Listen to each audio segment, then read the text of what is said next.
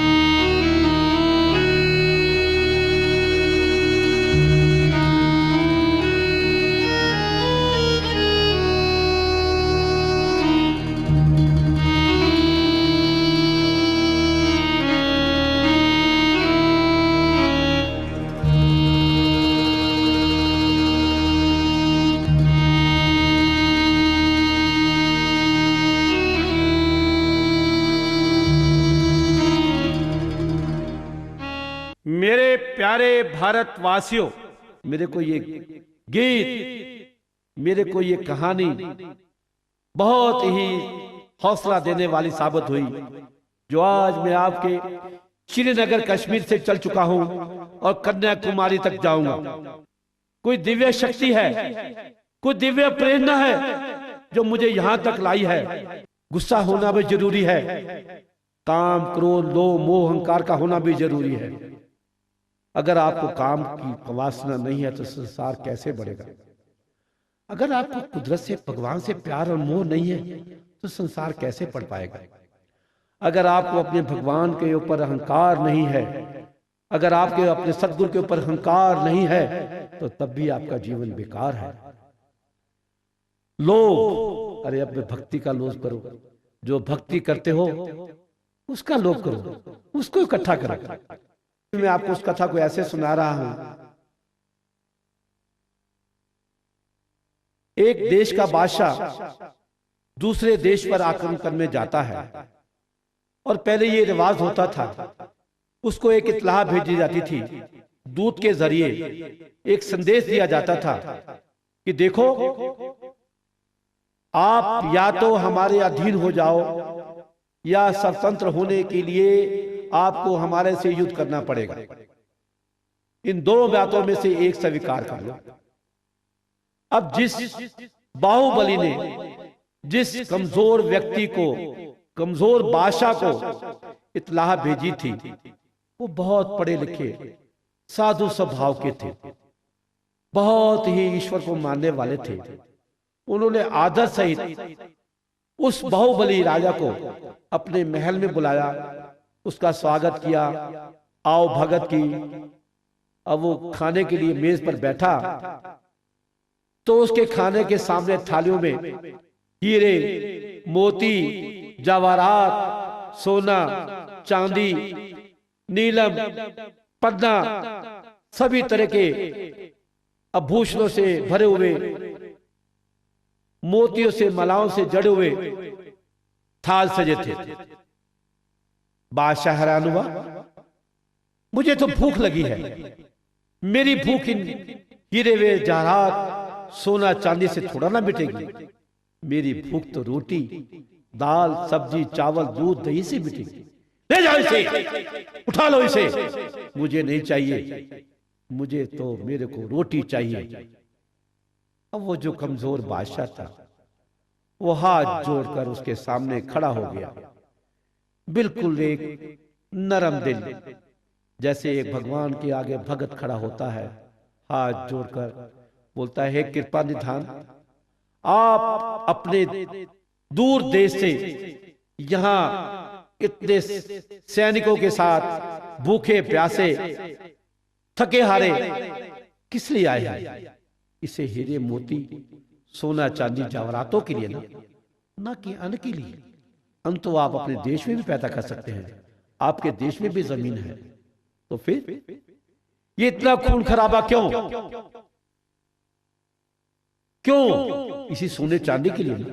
तो खाइए साहब इसे, आप खा के भूख मिटाइए आप। अब उस बाहुबली बादशाह का माथा ठनका, ओह कि मैं किस जगह पे आ गया हूं। साक्षात ये मेरे गुरु हैं, मेरे देवता हैं, मेरे पूज्य हैं। इन्होंने तो मेरी आंखें खोल दी। कहां मैं लोभी था, कामी था, क्रोधी था, लेकिन इन्होंने मेरी आंखें खोल दी। इन्होंने मेरे को पूर्ण सतगुरु से मिला दिया। हरिओ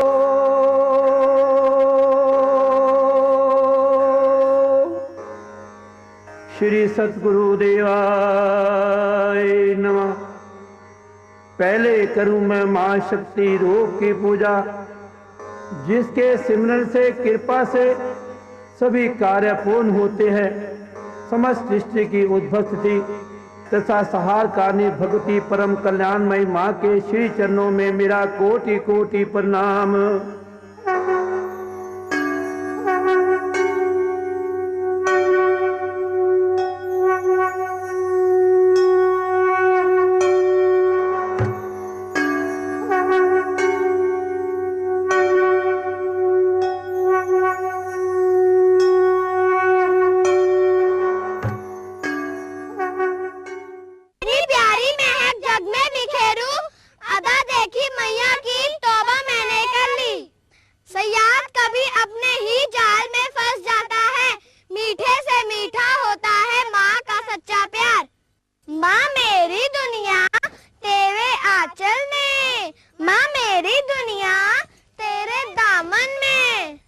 देवताओं की पूजा साल में एक बार, देवियों की पूजा साल में अनेकों बार।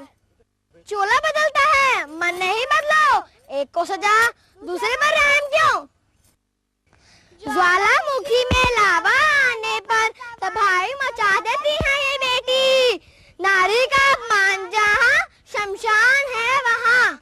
बेटी धरती है तो बेटा आसमान, बेटी अंगूठी है तो बेटा छल्ला। सुनो सुनो है दुनिया वालों, कन्या भ्रूण की करुण कहानी। कभी सुनी ना देखी होगी, ये है ऐसी मर्म कहानी। आज सुनो बाबा के मुख से, आंखों में भर आए पानी। सुनो सुनो ऐ दुनिया वालों, कन्या भ्रूण की करुण कहानी।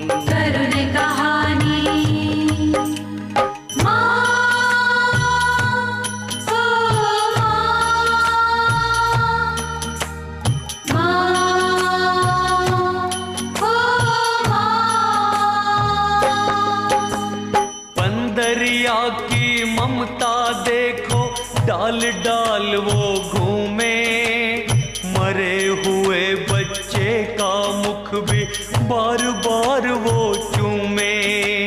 पांच तत्व का रूप बदलता, आत्मा नहीं बदलती है। करनी अपना रूप बदल के हर मानव को छलती है।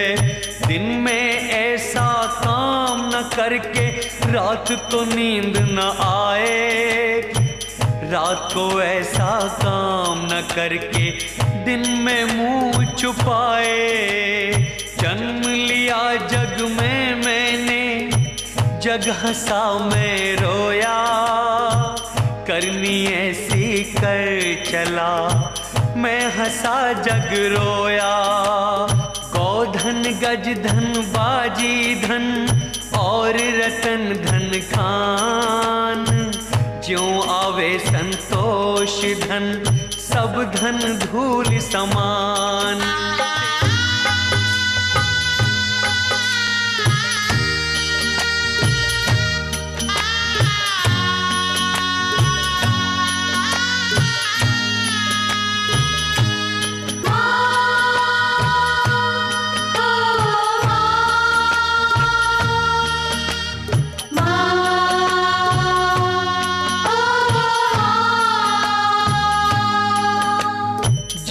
विधि राखे राम, ताहि विधि रहिए।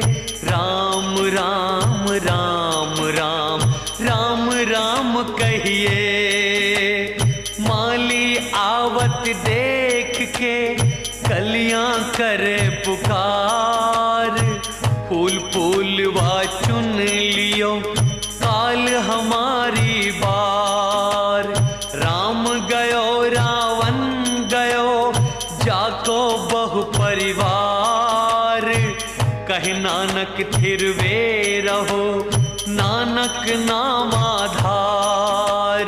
बच्चे देन है ईश्वर की ये सत्य सदा पहचानो तुम, सुखी रहे बेटी वाले भी पागल बाबा की मानो तुम। पाप का सागर बाहर आ सब कुछ बहा के ले जाता है, ठोकर खाकर भी न संभले क्यों समझना तेरी आता है।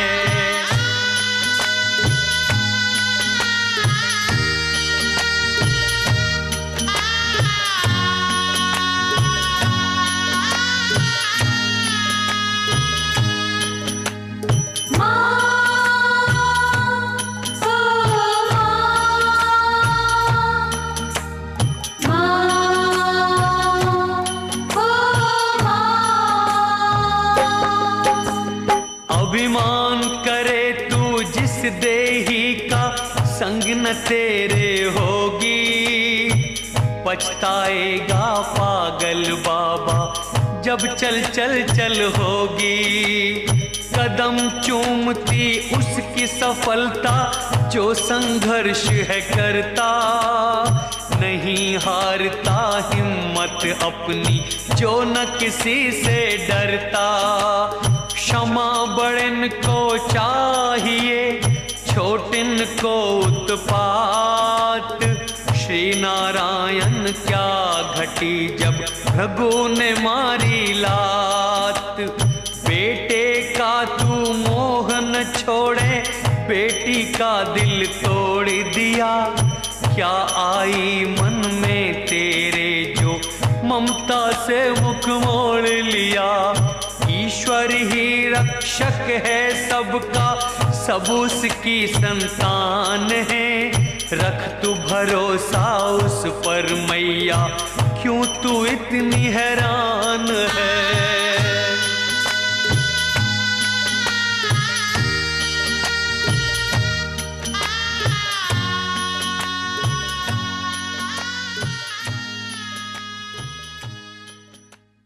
प्यारे साथियों नमस्कार, मैं दीबा कन्या ब्रूम रक्षा समिति की तरफ से आपसे अपील करती हूँ। माँ ओ माँ प्यारी माँ कार्यक्रम आपको कैसा लगा, और इसके लिए अगर आप किसी प्रकार का भी कोई दान देना चाहें तो दिव्य शक्तियाँ आपकी सभी मनोकामनाएं पूरी करेंगी। प्यारे दर्शकों नमस्कार। माँ प्यारी माँ कार्यक्रम को पूर्ण आर्थिक सहयोग दिया है प्राची व प्रांजल बेटी व बेटा श्री प्रदीप कुमार भूटानी, श्री अनंत ठाकरे वस्तु भंडार वालों ने 32/5 मेन बाजार रानीबाग चौक स्कूल बस्ती दिल्ली 34। फोन नंबर है 01127023597, 011325999, 344। मोबाइल नंबर है 9811990499। कृपया आप भी आर्थिक सहयोग से इस कार्यक्रम को आगे बढ़ा सकते हैं। धन्यवाद।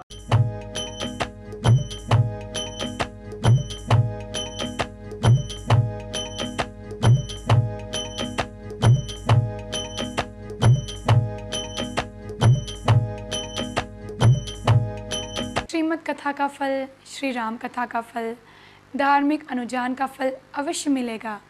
घर बैठे बैठे सभी देवी शक्तियों के दर्शन होंगे।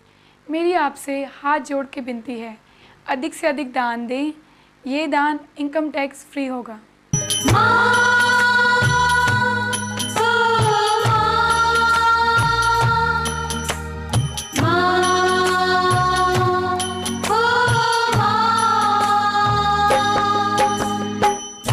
पुकार शबरी की अहिल्या का उद्धार किया, पार लगे इस भव सागर से जिसने प्रभु का नाम लिया।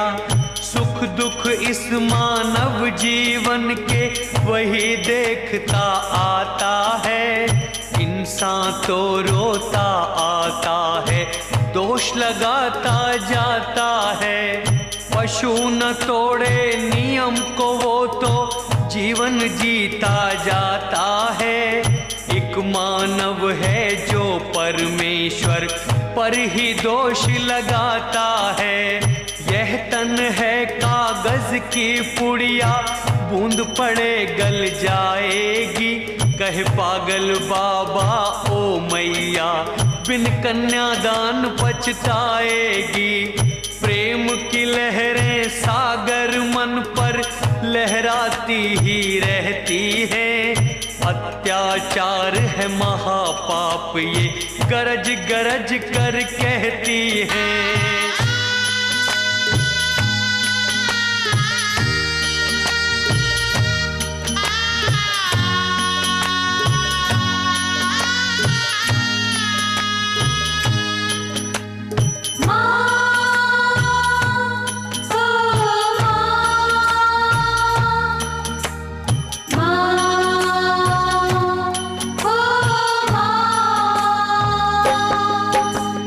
जग से कन्या कुछ ना लेती, जग को सब कुछ देती है। संगमरमर की तरह है दिखती, हीरा पन्ना होती है।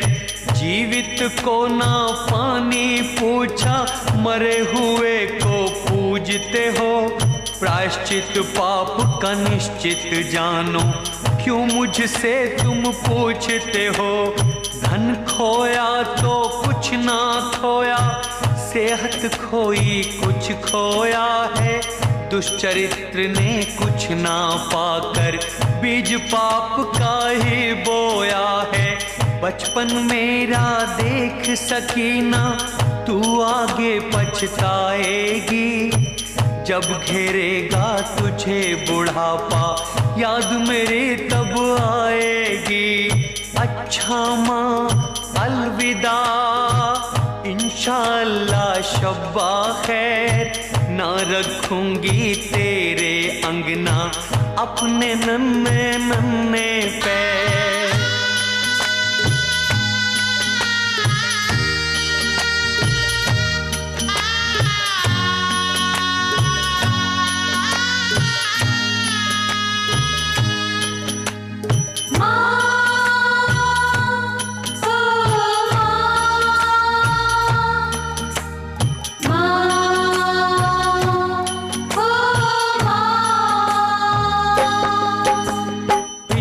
वासना का मंथन कर मधुर संगीत बनाती है।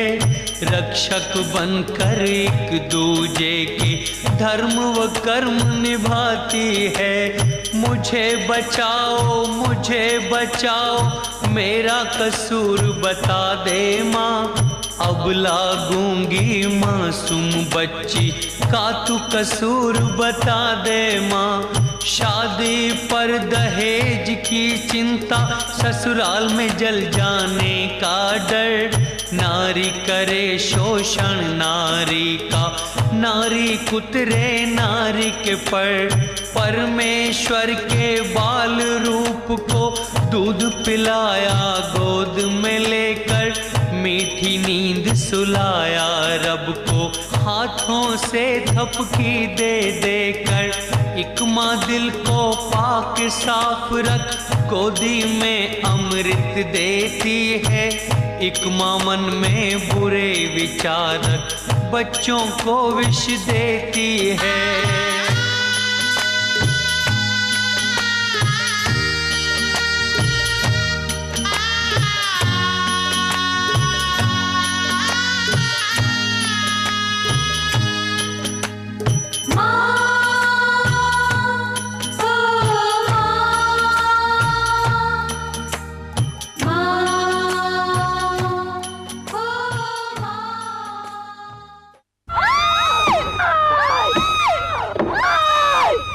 साथियों, कभी आपने समुद्र को देखा है? कितना विशाल और गहरा होता है। हम चाहें भी तो समुद्र की गहराई नहीं नाप सकते। वो अपने भीतर हर छोटे बड़े जीव जंतु को समाये हुए है। क्या उसकी विशालता कम हुई है? क्या उसका पानी घटा है? नहीं ना। फिर आप तो माँ हैं, एक ऐसी माँ जिसकी तुलना हम समुद्र से करते हैं। तो फिर आपकी विशालता कहाँ गई? कहाँ गई वो ममता जो बच्चे का जरा सा दर्द देखकर बिलख उठती है, तड़प उठती है? जिन्हें हम जानवर कहते हैं वो तो हमसे लाख गुना ज्यादा अच्छे हैं।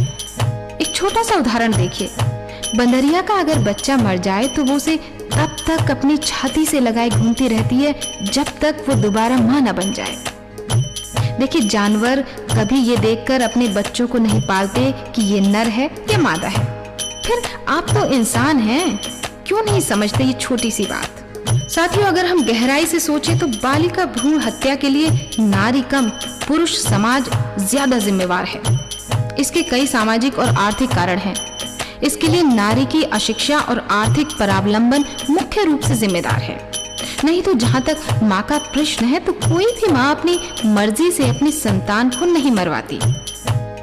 उस असहाय नारी की वेदना की कल्पना थोड़ा सा कीजिए, जो पारिवारिक और सामाजिक दबाव के चलते अपने गर्भस्थ शिशु को खत्म करने की मौन सहमति दे देती है। उस समय समस्त ब्रह्मांड, पृथ्वी, आकाश, जड़ चेतन कंपायमान हो उठता है। समस्त देवों का हृदय भी द्रवीभूत हो उठता है।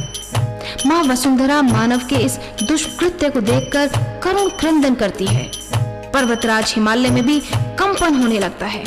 इतना ही नहीं, इस जगत का पालनहार, सृष्टा और संहारकर्ता ईश्वर भी पश्चाताप करने लगता है कि मैंने इस मानव जाति के नर पिशाच का सृजन क्यों किया।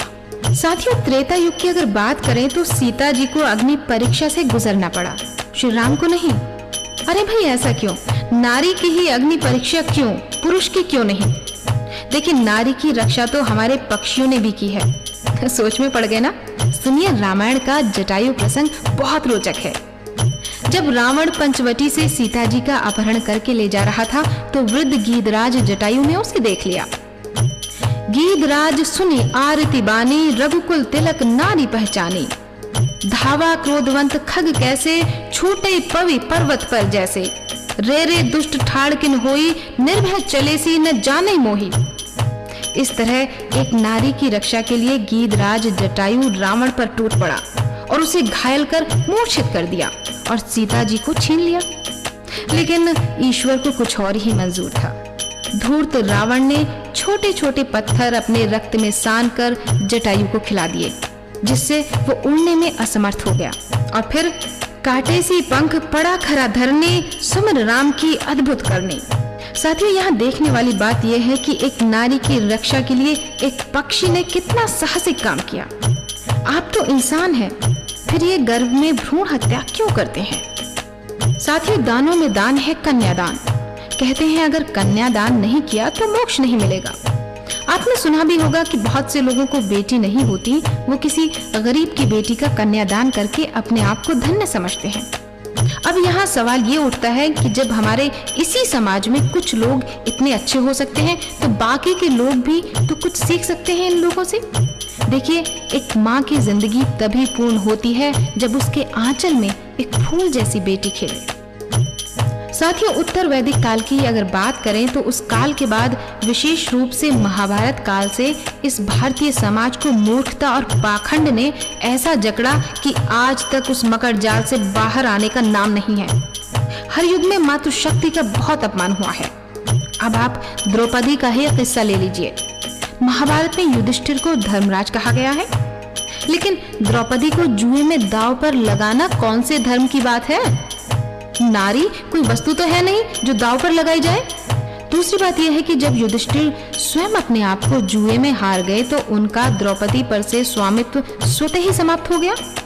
देखिए साथियों, नारी तो पुरुष की सहचारी है, अर्धांगिनी है और जन्मदात्री है। इंसान ही नहीं, वो तो देवों की भी जननी है। अभी हमने आपको द्रौपदी के अपमान की बात बताई। उनके अपमान का एक और उदाहरण देखिए। जब द्रौपदी को पांडव जुए में हार गए तो दुर्योधन उन्हें भरी सभा में नग्न करना चाहता था और अपनी जंघा पर बिठाना चाहता था। सारे भाई चुपचाप बैठे रहे, सिर्फ भीम ने ही भीषण प्रतिज्ञा की कि दुर्योधन, तू अपने जिस जंघा पर द्रौपदी को बैठाना चाहता है, मैं उसे युद्ध में उखाड़ फेंकूंगा और तेरी छाती से रक्त निकालकर द्रौपदी को लाकर दूंगा, तभी द्रौपदी अपने केश संवारेगी। ये सब मारकाट युद्ध क्यों हुआ? सिर्फ नारी के अपमान के कारण। इसीलिए साथियों, भीम बनिए, भीष्म पितामह बिल्कुल मत बनिए, जो भरी सभा में द्रौपदी का चीर हरण होते हुए देखते रहे और फिर मौन रहे। देखिए, मातृशक्ति को बचाकर देश को आगे बढ़ाइए। अहिंसा अपनाने वाले हिंसा पर उतारू क्यों? आर्य धर्म में नारी का अपमान क्यों? ईश्वर ने बेटा बनाया, ईश्वर ने बेटी को बनाया। बेटी ही जीवन है, बेटी ही सृष्टि है। तमन्ना बेटी की माँ की गोद में खेलूं, अपनी प्यारी महक जग में बिखेरूं। अदा देखी मैया की, तौबा मैंने कर ली, सयाद कभी अपने जाल में फंस जाता है। सुनो सुनो ऐ दुनिया वालों, कन्या भ्रूण की करुण कहानी। कभी सुनी ना देखी होगी, ये है ऐसी मर्म कहानी। आज सुनो बाबा के मुख से, आंखों में भर आए पानी। सुनो सुनो ऐ दुनिया वालों, कन्या भ्रूण की करुण कहानी।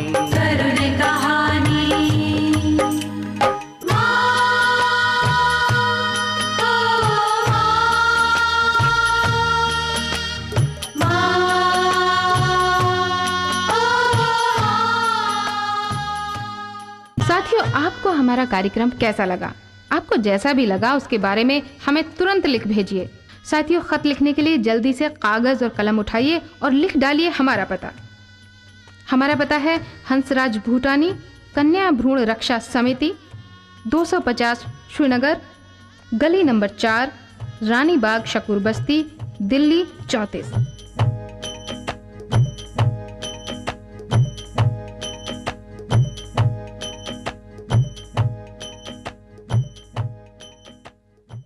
प्यारे साथियों, नमस्कार। मैं दीबा कन्या भ्रूण रक्षा समिति की तरफ से आपसे अपील करती हूँ, माँ ओ माँ प्यारी माँ कार्यक्रम आपको कैसा लगा? और इसके लिए अगर आप किसी प्रकार का भी कोई दान देना चाहें तो दिव्य शक्तियाँ आपकी सभी मनोकामनाएं पूरी करेंगी।